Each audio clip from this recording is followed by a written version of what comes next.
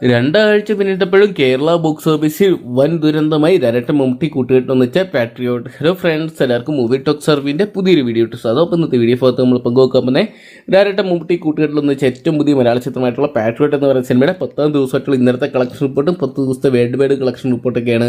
Video ആദ്യമായിട്ട് കാണുന്ന സുഹൃത്തുക്കളാണെങ്കിൽ ഏറ്റവും ലേറ്റസ്റ്റ് സിനിമാ വിശേഷങ്ങൾ അറിയാൻ വേണ്ടി ഇപ്പോൾ തന്നെ ചാനൽ സബ്സ്ക്രൈബ് ചെയ്ത് നോക്കുക.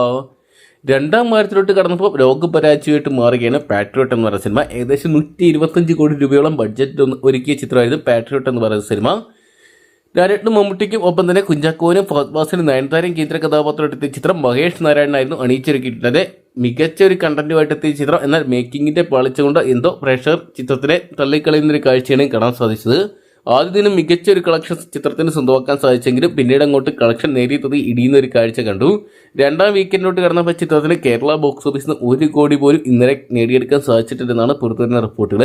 ഏകദേശം 90 ലക്ഷം രൂപയോളം മാത്രമാണ് ചിത്രത്തിന് ഇന്നലെ കേരള ബോക്സ് ഓഫീസിൽ നിന്ന് സ്വന്തമാക്കാൻ സാധിച്ചിരിക്കുന്നത്. ചിത്രത്തിന്റെ ആദ്യ 10 ദിവസത്തെ വേൾഡ് വൈഡ് കളക്ഷൻ റിപ്പോർട്ടുകൾ പുറത്തുവരുമ്പോൾ ചിത്രം ഏകദേശം 75 കോടി പിന്നിട്ടതായിട്ട് അറിയാൻ സാധിക്കുന്നുണ്ട്.